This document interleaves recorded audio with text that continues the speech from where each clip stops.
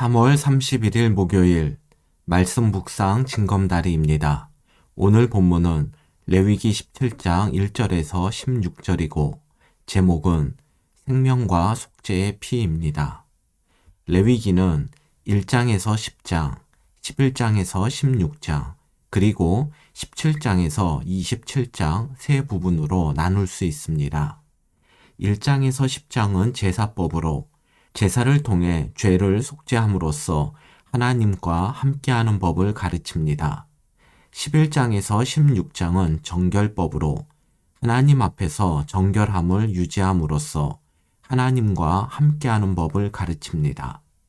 17장에서 27장은 성결법으로 삶의 다양한 영역에서 거룩함을 유지함으로써 하나님과 함께하는 법을 가르칩니다. 그 중에 17장은 성결법의 첫 본문으로 가축 도살에 관한 규정과 짐승의 피를 먹지 말라는 규정이 나옵니다. 단락별로 본문을 살펴보겠습니다. 첫 번째 단락의 제목은 가축 도살에 관한 규정입니다. 1절과 2절을 보겠습니다. 여호와께서 모세에게 말씀하여 이르시되 아론과 그의 아들들과 이스라엘의 모든 자손에게 말하여 그들에게 이르기를 여호와의 명령이 이러하시다 하라. 성결법을 지켜야 할 대상이 아론과 그의 아들들과 이스라엘의 모든 자손으로 나옵니다. 삶 속에서 거룩함을 유지하는 것은 하나님의 자녀 모두가 힘써야 할 일이란 뜻입니다. 3절에서 5절입니다. 이스라엘 백성들이 제사용 짐승을 죽일 때에는 아무 곳에서나 죽일 수 없고 반드시 성막 앞에서 죽여야 합니다. 본문에는 화목 제물에 국한해서 설명하지만 이 규정은 모든 제사의 제물에 적용됩니다. 짐승을 죽이는 장소를 엄격하게 제한한 이유가 7절에 나옵니다. 그들은 전에 음란하게 섬겼던 순염소에게 다시 제사하지 말 것이니라. 이는 그들이 대대로 지킬 영원한 규례니라. 짐승 도축 관련 규정은 이스라엘 백성들이 음란하게 섬겼던 순염소에게 다시 제사하지 않도록 하기 위해서입니다. 이러한 말씀이 있다는 것은 구체적 내용은 알 수 없지만 이스라엘 백성들이 과거에 염소 우상을 섬겼던 적이 있음을 짐작할 수 있습니다.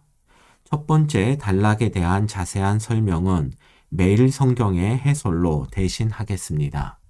하나님께 제사를 드리려면 제물을 진영 한가운데 있는 회막으로 끌고 와야 합니다. 그 당시엔 순염소를 광야의 신으로 숭배하는 일이 흔했습니다. 이스라엘 백성도 광야에서 진영을 꾸리고 있으므로 각자의 장소에서 각자의 방식으로 짐승을 바치는 것은 우상 숭배로 변질될 위험이 있습니다. 그 어떤 우상 숭배의 요소도 혼합되지 않도록 하나님이 정하신 장소에서 하나님이 정하신 제사장의 지도를 받아 하나님이 정하신 방법으로 짐승을 잡아 예배해야 합니다. 희생 제사의 핵심인 생명을 하나님께 드리는 것은 제사장에게만 위임된 일이므로 자기 소견에 옳은 대로 예배하여 짐승의 피를 부당하게 흘리는 것은 살인죄와 동일하게 취급됩니다. 예수 그리스도의 피로 맞바꾸어 주어진 예배의 자리가 내 욕망을 투사하는 장으로 변질되지 않도록 주의합시다. 두 번째 단락의 제목은 피 섭취 금지 규정입니다. 10절을 보겠습니다. 이스라엘 집 사람이나 그들 중에 거류하는 거류민 중에 무슨 피든지 먹는 자가 있으면 내가 그 피를 먹는 그 사람에게는 내 얼굴을 대하여 그를 백성 중에서 끊으리니.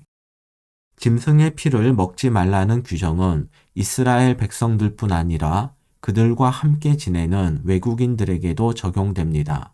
이 규정을 어기는 자는 하나님께서 그 얼굴을 대하여 백성 중에서 끊으시겠다고 경고하십니다. 10절에서 12절 말씀은 화면처럼 대꾸 구조를 이루고 있습니다. 피를 먹지 말아야 할 이유가 나오는 11절을 중심으로 짐승의 피를 먹지 말라는 명령이 앞뒤에 나옵니다. 이러한 구조는 대꾸의 중심인 11절, 피를 먹을 수 없는 이유가 핵심 내용입니다. 11절을 보겠습니다. 육체의 생명은 피에 있음이라. 내가 이 피를 너희에게 주어 제단에 뿌려 너희의 생명을 위하여 속죄하게 하였나니 생명이 피에 있으므로 피가 죄를 속하느니라. 피를 먹지 말아야 할 첫째 이유는 육체의 생명이 피에 있기 때문입니다. 피를 흘리면 죽음으로 이어지기 때문에 하나님은 피를 생명과 동일시하십니다. 따라서 피를 먹지 말라는 규정은 모든 생명을 귀하게 여기고 생명을 주관하는 하나님을 존중하라는 의미라 할 수 있습니다. 피를 먹지 말아야 할 둘째 이유는 피가 죄를 속하기 때문입니다. 죄를 속한다는 말은 피가 생명의 값으로 지불되었다는 뜻입니다. 곧 짐승의 피는 백성들의 식량이 아니라 속죄의 도구로 주어진 것이기 때문에 먹을 수 없었습니다.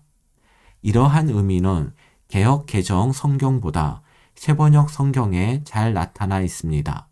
11절 중간 부분을 새번역 성경으로 보겠습니다.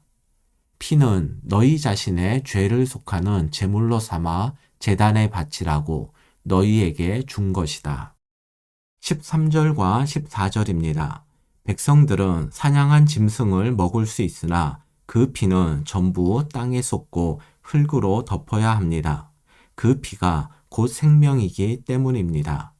14절에는 10절부터 12절에 나오는 내용이 반복되는데 이것은 짐승의 피를 먹는 것이 언약 공동체에서 끊어져 나갈 만큼 심각한 죄임을 강조하는 것입니다.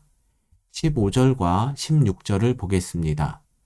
또 스스로 죽은 것이나 들 짐승에게 찢겨 죽은 것을 먹은 모든 자는 본토인이거나 거류민이거나 그의 옷을 빨고 물로 몸을 씻을 것이며 저녁까지 부정하고 그 후에는 정하려니와 그가 빨지 아니하거나 그의 몸을 물로 씻지 아니하면 그가 죄를 담당하리라. 15절과 16절은 죽어있는 상태로 발견된 짐승의 고기를 먹지 말라는 규정처럼 보입니다. 그러나 이 말씀 역시 피를 먹지 말라는 규정에 해당합니다. 짐승은 죽은 직후 피를 처리하지 않으면 피를 온전히 제거하기 어렵습니다. 그래서 죽어있는 짐승을 먹는 것은 곧 짐승의 피를 함께 먹는 것이기 때문에 이스라엘 백성들은 죽은 짐승의 고기를 먹을 수 없었습니다. 그런데 죽어있는 짐승을 먹은 경우에는 옷을 빨고 물로 몸을 씻은 다음 저녁까지 기다리는 정결 의식만 치룰 뿐 공동체에서 끊어진다는 경고가 없습니다. 아마도 죽어있는 짐승의 고기를 먹는 것은 피를 먹기 위한 의도적 행동이 아닌 것으로 하나님께서 간주하신 것으로 보입니다. 묵상을 위한 질문입니다. 성결법은 이스라엘 모든 백성을 대상으로 합니다. 하나님의 자녀라면 예외 없이 거룩한 삶을 추구해야 하기 때문입니다. 나는 세상에서 살되 세상과 구별된 거룩한 삶을 추구하고 있습니까? 이를 위해서 지금 고치고 끊어내야 할 습관은 무엇이라 생각합니까? 우리가 원하는 방식이 아니라 하나님의 뜻에 따라 드리는 예배가 참된 예배입니다. 그래서 예배 시간과 장소는 예배자의 편리에 따라서 원칙 없이 변경되어서는 안 됩니다. 우리의 예배에 인간적인 기준이 적용된 부분이 있는지 살펴봅시다.